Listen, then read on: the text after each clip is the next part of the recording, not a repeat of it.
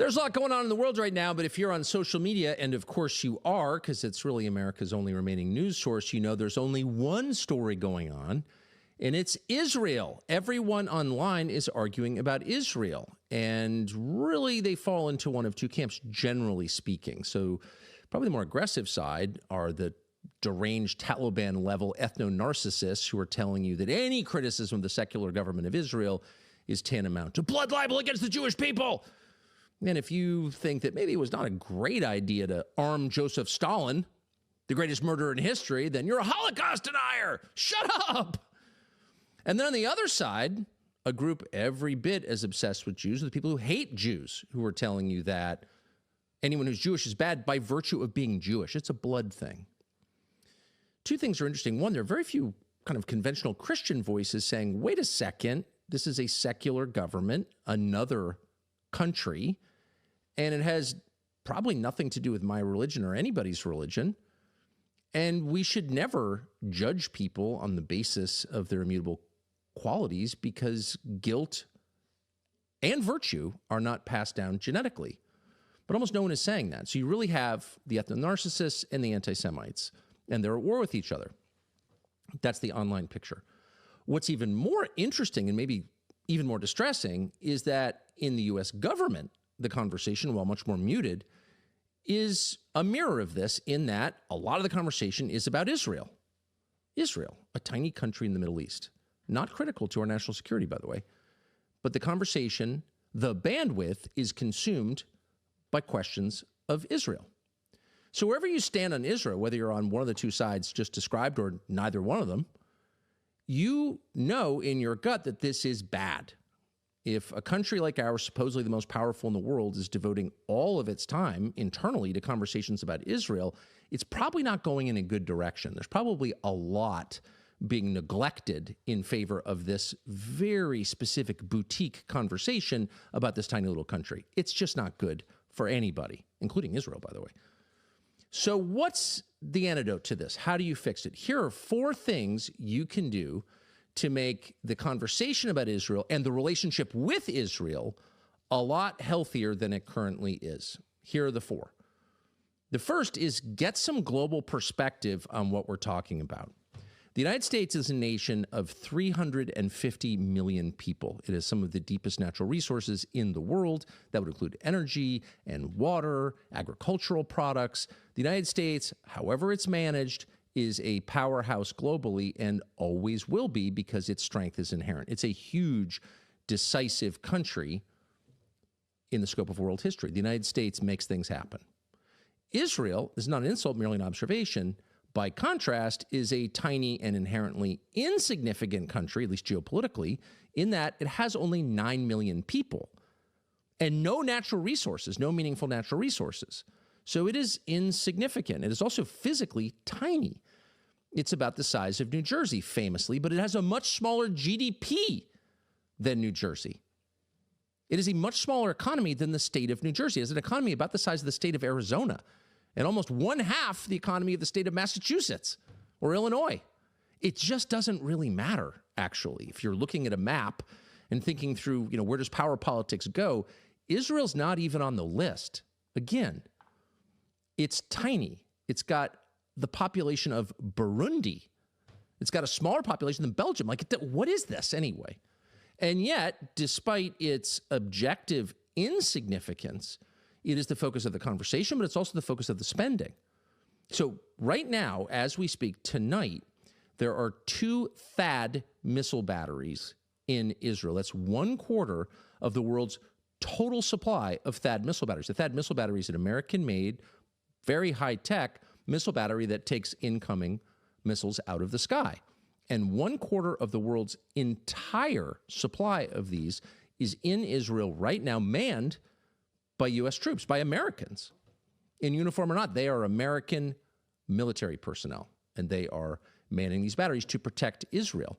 And that shouldn't surprise you because since October 7th, 2023, which is a little less than 2 years ago, the United States has spent at minimum $30 billion defending Israel. Huge. And for some perspective, the entire Israeli military budget before October 7th was about $25 billion. So the United States has put at least $30 billion into defending Israel in less than 2 years. Over the course of its existence, a little less than 80 years, the United States has put $300 billion, at least, those are just the on-books numbers, into supporting Israel. $300 billion. Israel is by far, no one comes close, the largest recipient of U.S. aid over time and currently. So anyone who says, oh, it's just a drop in the bucket, it's totally insignificant, is lying or doesn't know the numbers. By the way, number 2 is Egypt. So why are we spending so much money on Egypt? Well, we're doing it at the request of Israel. So you could probably add that to the tally. It's not an attack. It's merely perspective. We are spending our time, our money, and we're taking enormous risks on behalf of a country that geopolitically is not significant at all. The interesting thing is, most Americans have no idea that this is true. They don't know how disproportionate our attention to Israel and our spending on Israel is relative to the rest of the world. And if you want some sense of how disproportionate, India and China combined, neither of which is a strong ally at the moment, combined represent more than a third of the entire world's population. Both are rivals economically, both are rivals militarily, at least potentially.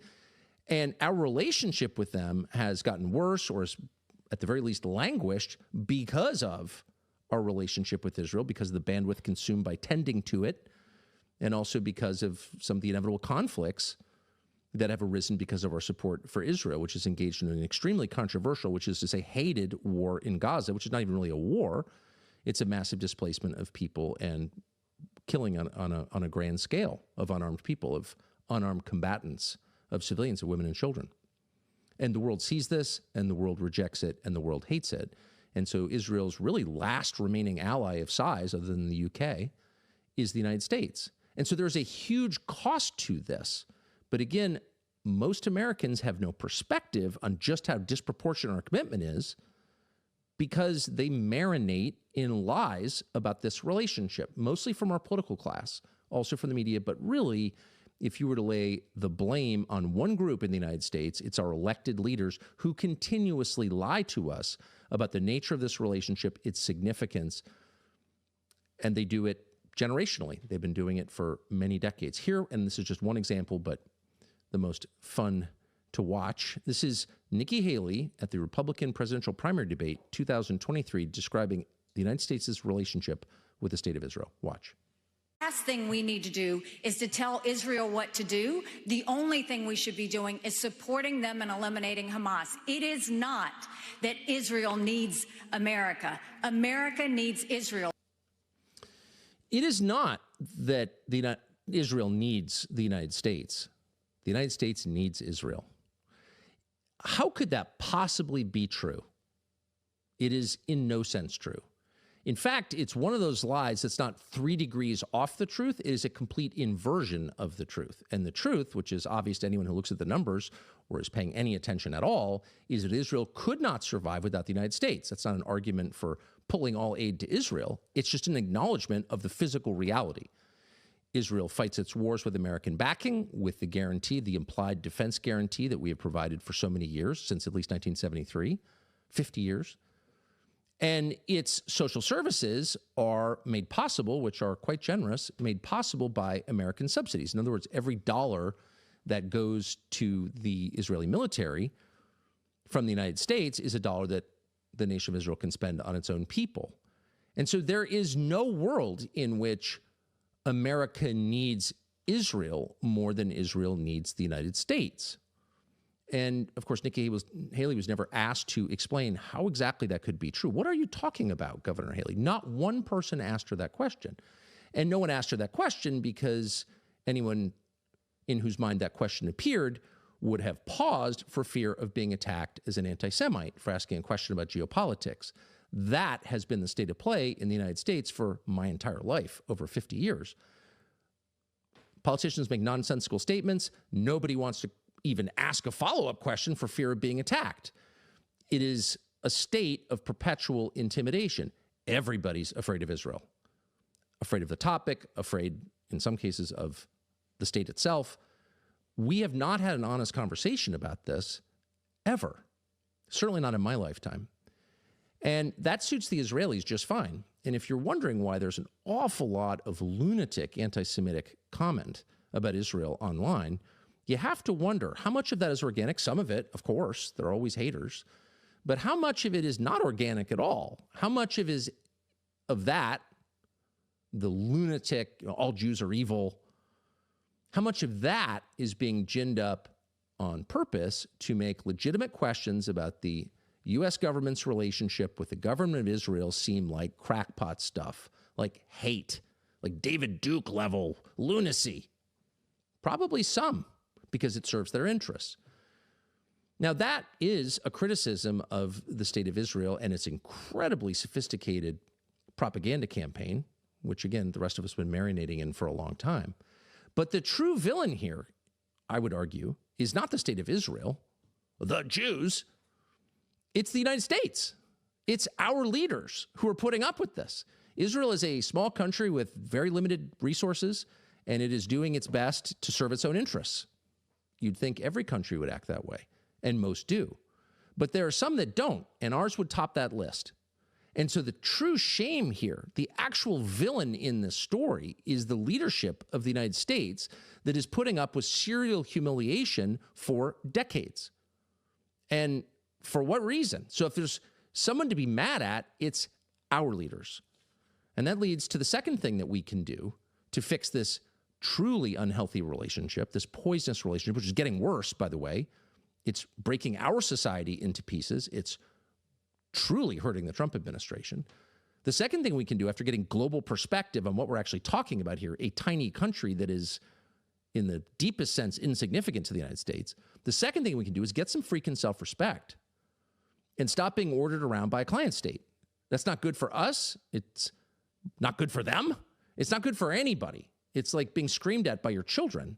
No normal parent would allow that because it's totally destructive. It's not good for you, and it's not good for the child. And that is exactly the relationship that we have with the state of Israel. In fact, not in theory, in fact, it is a huge country and a tiny country. The huge country supports the tiny country. And that's a pretty nice thing to do. Whether it's wise or not is a whole separate conversation. But if you're going to have that relationship, a parent to a child, you cannot be yelled at, humiliated, spied upon, bossed around by the child, by the person in the inherently subordinate position. You can't do that. And you can't be shamed into ignoring things that are quite clearly not the behavior of a subordinate ally to a big brother ally. For example, spying on the country that makes your economy and your defense possible, which the Israelis have been doing for generations. That's a fact. One of them very famously was caught, Jonathan Pollard, who's an American citizen, taking real secrets, like actual military secrets, and sending them to Israel, which promptly sent a bunch of them to the Soviet Union, which was our arch rival, our foe at the time. And that happened, and he went to prison, and then somehow he got out of prison and went to Israel, where he continues to denounce the United States. And anyone who says anything about it is attacked. Oh, you're an anti-Semite. Well, it has nothing to do with anti-Semitism. That's insulting. Why would we ever put up with that? Why would we put up with the attack on the USS Liberty that everyone's so afraid to talk about, clearly targeted on purpose by a country we're supporting, Israel? And it's somehow shameful to say that? Why? Why is it shameful to say that? Who knows why it's shameful to say that, but it shouldn't be. And until we have some self-respect, not anger or hate, but just dignity, it will continue. In June, for example, during the 12-day war, such as it was with Iran, the U.S. and Israel versus Iran, bombing on all sides, during that short conflict, IDF officers in the Pentagon, foreign military officers in the Pentagon, and by the way, they're not the only foreign military officers in the Pentagon, to be clear. There are NATO officers, they're from other countries, British, but there are a bunch of Israeli Defense Force officers in the Pentagon that week.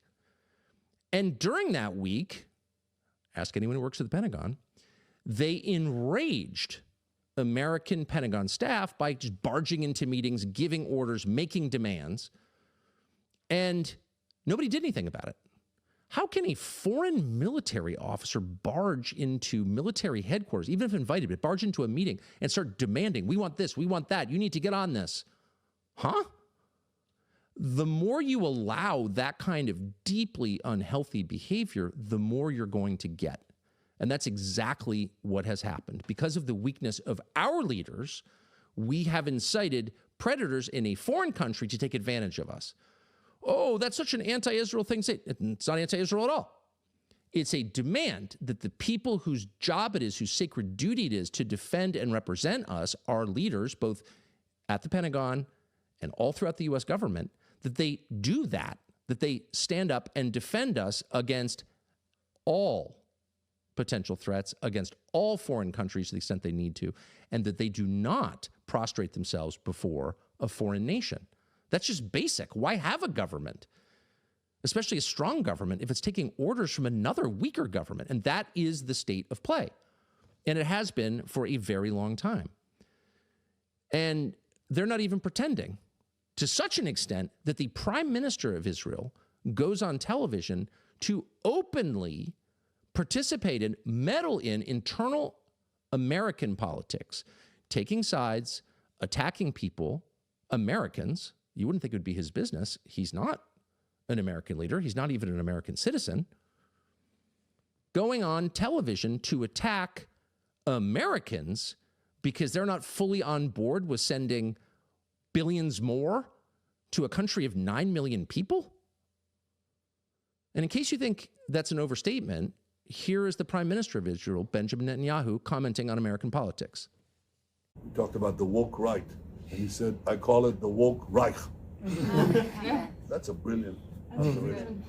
The woke Reich, because these people, you know, they're not any different from the woke left. I mean, they're insane. They're loonies. But they're actually meeting on some of the things. We have to fight back. How do we fight back? Our influencers. I think you should also talk to them if you have a chance, to that community. They're very important. And secondly, we're going to have to use the tools of battle. And the most important ones are the social media.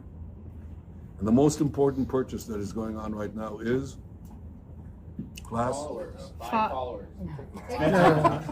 TikTok. TikTok, number one. And I hope it goes through because it can be consequential. And the other one, what's the other one that's most important? X. X. That's very good. And, you know, so we have to talk to Elon. He's not an enemy. He's a friend. We should talk to him. Now, if we can get those two things, we get a lot. And I could go on other things, but that's not the point right now. We have to fight the fight. It's almost unbelievable that he said that on camera. Imagine. This is a foreign leader bragging about how he's censoring Americans. Again, this guy runs a country of 9 million people that's totally dependent on our tax dollars to exist. And here he is on camera, and he's a sophisticated guy. Of course, he knows that he's being filmed, saying, anyone who opposes me in the United States, who opposes more aid to Israel or opposes getting sucked into war with Iran, which does not serve American interests, that person is not simply mistaken or wrong. I'm not going to bother to explain why that person is wrong. That person is a Nazi, part of the woke Reich, a Nazi. And the only way to fix it is by preventing Americans in the last country on earth with guaranteed freedom of speech, prevent Americans from hearing the other side. And so we push Congress to force a TikTok sale, which is true, by the way. And when that happened, and various members of Congress were like, no, really, it's about China, there were people online who said, no, I think it's really about Israel. You kind of wish it was about China. Here he is just admitting, no, we pushed the U.S. Congress to censor in the United States, to commit censorship in the United States because we think it's bad for us. And we need to talk to Elon. The only reason we have free speech in the United States right now is because of Elon Musk. By the way, a naturalized American, a foreigner, who looked at the United States and said, what's great about that country? People can say what they believe because they're not slaves, they're not subjects of the state, they're citizens of a nation that they own. Free speech is central to the entire idea of America. In fact, it's really the only thing that sets us apart from any other country on earth. It's not our market economy. It's freedom of speech. And here's this guy, a foreign head of state, who, let me restate, is totally dependent on our tax dollars to exist, is saying Americans don't have that right, and he's going to do some kind of secret pressure campaign on Elon Musk to censor X because it bothers Israel? You know, that's the point at which you just say, no, absolutely not. That is not allowed. But since no one has said that, it has continued. And that's why when you go on social media, you see person after person taking that guy's line, repeating foreign government talking points on social media as Americans. Oh, you can't say that. It's true. It's 100% true. And it's also totally counterproductive, by the way. This is not a sophisticated propaganda campaign. This is a brutal and brutish propaganda campaign where anyone who disagrees with anything is immediately slandered and smeared. Megyn Kelly, who's got to be the single most moderate person on the question of Israel, who said 100 times and means it, by the way, I like Israel. I'm not against Israel. You know, but maybe it's not a great idea to get sucked into one of their wars. We've done that. Let's not do it again. Ah, Nazi! Immediately called her an anti-Semite and won't stop. Meanwhile, the actual anti-Semites, and there certainly are some online, never get criticized by Bibi or anyone else in his orbit. That's kind of interesting, isn't it? I wonder why that is. When you have actual anti-Semites, you know, doing videos making fun of Auschwitz, but they get a pass? Maybe things are not quite as they seem.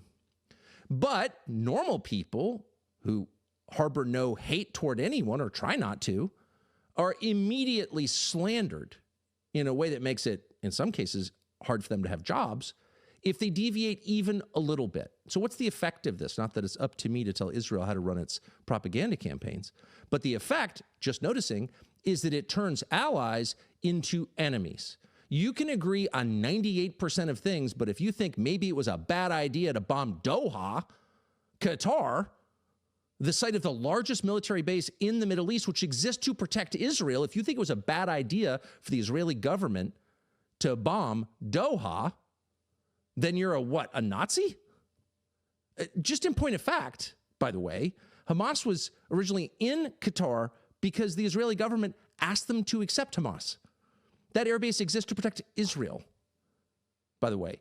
That was such a reckless and demented move that Mossad in Israel opposed it and wouldn't participate in it because they thought it was too reckless. So to say that there is, quite a bit of latitude for debate in Israel is an understatement. Mossad refused to participate in that. But as an American on social media, if you're like, I think it's a little crazy that our ally is bombing another one of our allies without even telling us and then lying and pretending that they had permission from the president to do this, which they did not. If you say that, you're a Nazi, you're part of the woke Reich, this can't continue. It's too crazy. It's counterproductive for them, and it's deeply destructive of our political conversation and of our country itself. Now, the good news is that the humiliation, which has gone, just to give you one more example of the humiliation, which is almost beyond belief. So Israel's our greatest ally. We should never ask anything of them. Of course, you heard Nikki Haley. You hear all of them say exactly the same thing. Protecting Israel is the most important thing. They're our only real ally. If they're our only real ally, why does Israel have a long history of transferring military technology, including American military technology, to China? To China? Most people have no idea that's true. It is true. Why is China running the port of Haifa, Israel's biggest port? Really, if they're such a close ally? And of course, the answer is because from Israel's perspective, we're not a close ally. We're a country that has been willing to help them. But when you only have 9 million people and a limited defense budget, you take help where you can get it. So the loyalty is not requited. It's one way.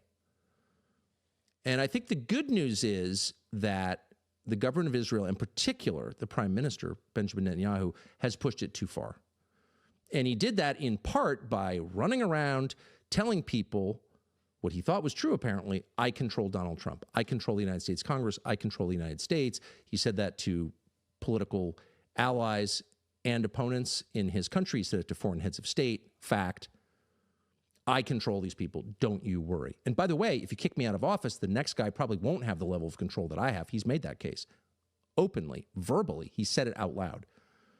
And that was too much for our president. And so in one of the great moments, it was just it was a cool shower on a hot day.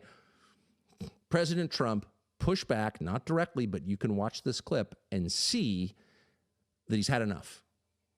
Here is President Trump the other day asked about Israel's plans to annex the West Bank. Watch. Did you promise leaders this week that you would not allow Israel to annex the West Bank? And is that something that you... I will not allow Israel to annex the West Bank. No, I will not allow it. It's not going to happen. Did you speak with Netanyahu about this directly? Yeah, but I'm not going to allow it. Whether I spoke to him or not, I did. But I'm not allowing Israel to annex the West Bank. There's been enough. It's time to stop. It's been enough. I will not allow it. He's not just talking about the West Bank there, obviously. These are political people. They understand when your poll numbers fall dramatically, particularly among the young men who help make you president, you have to ask, why is that? And it's about this issue, because it's too humiliating. And people who don't want to see their government bossed around by a tiny foreign power are not haters. They don't hate any ethnic group. They just don't want to be humiliated. And by the way, why should they be humiliated? That's the core problem right there. That's why Donald Trump has lost support over this Israel question, and he knows that, and he's pushing back, and there's just no question from that clip whatsoever. So the third thing I think that would be very helpful to restore health and balance to the relationship between the United States and Israel is restore the concept of citizenship in the United States. If you're an American citizen, it means something. The first thing it means is equality. You are equal to every other citizen. There's no hierarchy of citizenship. All citizens are equal. Each gets one vote. Each gets justice before the law. That's the promise of the United States, and each gets to say exactly what he thinks, period. Restore the value of citizenship. And the very first thing you would do if you cared about that, and you should, because the country can't continue without it, after you expelled everyone who's not a citizen from the country, which should happen immediately. They should be deported immediately for our own survival. But after doing that, the first thing you would do is not allow dual citizenship. Why would you allow that? You're a citizen of two countries. Can you really serve two masters simultaneously? By the way, it's not just Israelis who have dual citizenship. Every nationality has dual citizenship in this country. It's not just Israel. And it shouldn't be allowed for a single moment. What is that? Whose side are you on? Don't accuse me of dual loyalty. Well, you're a dual citizen. Whether it's Argentina or Mali or Israel, not allowed. And moreover, you are not allowed to serve in a foreign military without losing your American citizenship. You're fighting for another country? How can that be allowed? How can you retain your citizenship? By the way, why aren't you serving in our military? Every country has a different perspective on the world, and that grows from a whole bunch of different things: their history, their language, their size, their resources.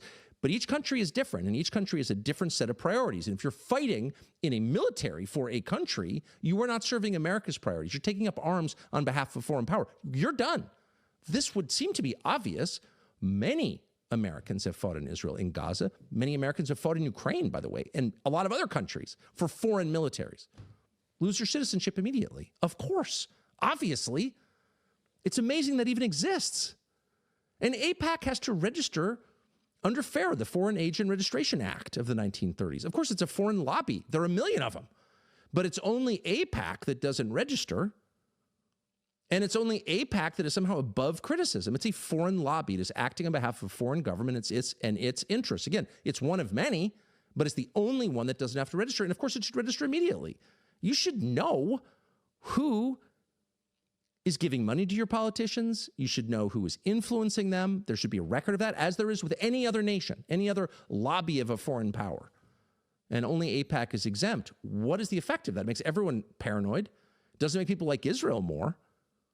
When a topic cannot be spoken about, and when anyone who raises it is called a Nazi, the woke Reich, or dismissed as a Holocaust denier, anti-Semite, or whatever, slandered in some way like that, it doesn't make the problem go away. It festers, and people go crazy and get angry and become resentful. And all that. There's no reason to conduct any business like that in secrecy. It doesn't make things better at all. It doesn't make the person doing it stronger. It makes him weaker, actually, in the end. And the last thing that I think we need to do to restore balance between the relationship between the United States and Israel, and to restore some sanity to the public conversation on this topic, is to get our theology right. And this is not a message aimed at Israelis or Jews. This is a message aimed at Christians who are the largest group of Israel supporters in the United States. And their view of Israel is colored not just by sentimental attachment, which is fine, or trips to Israel, great, no problem, but by a Christian heresy, the oldest of the Christian heresies, which is that God somehow prefers some people based on their DNA. And of course, the whole point of Christianity is that that is no longer true, that there is no chosen people. The chosen people are people who choose Jesus. That is the Christian message right there. It's not an anti-Semitic message, by the way. It's the Christian message. It's the core Christian message. And yet there are many, many self-described representatives of the Christian faith, the world's largest, who are daily sending a different message. And we should be very clear. Whatever this is, it's not Christianity. It is heresy. And among the many examples we could pick, we're going to go, because we couldn't control ourselves, with Lindsey Graham. Watch. To people in my party, I'm tired of this crap. Israel is our friend. They're the most reliable friend we have in the Mideast. They're a democracy, surrounded by people who would cut their throats if they could.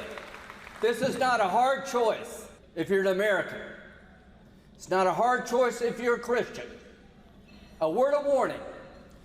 If America pulls the plug on Israel, God will pull the plug on us. God will kill you if you don't support Bibi Netanyahu. That's what he's saying. And there are cheers, unfortunately, cheers when he said that God will kill you. He will pull the plug on you like a quadriplegic in intensive care. You're going to flatline unless you support the secular abortion-on-demand government of Israel. That's the Christian perspective, really. That God loves some people more because of their DNA, that is not the Christian message. That's the opposite of the Christian message. The Christian message is universal. That's the whole point of it. The chosen people in Christianity are those who choose Jesus. The entire New Testament is that story. And anyone who says otherwise has not read it or is lying. God does not prefer you because of your DNA or anyone else because of their DNA, period. So the fact that people can stand up in the United States in 2025 and say something like that, and by the way, not even make the case, just invoke the power of God as a weapon. He will kill you. He'll pull the plug on your country unless you go along with this. We need more war. Listen to yourself. And it's not just Lindsey Graham. It's the Speaker of the House, Mike Johnson. It's a lot of people, some of whom are very nice people. People have dinner with them. They seem perfectly normal. But this is a heresy, and it's deranged. And you know it's deranged because it is a justification for killing the innocent. And in Christianity, if there's one thing that's crystal clear, it's that Christians cannot abide the killing of the innocent. People who have done nothing wrong cannot be killed. That's a sin. You are not allowed to do that, period. And if you find anyone leveraging the message of Jesus to justify the killing of innocents, that person is committing heresy. So those are the four things I think that we probably should do right away to restore some balance and health, reduce the craziness in the relationship and the conversation about Israel.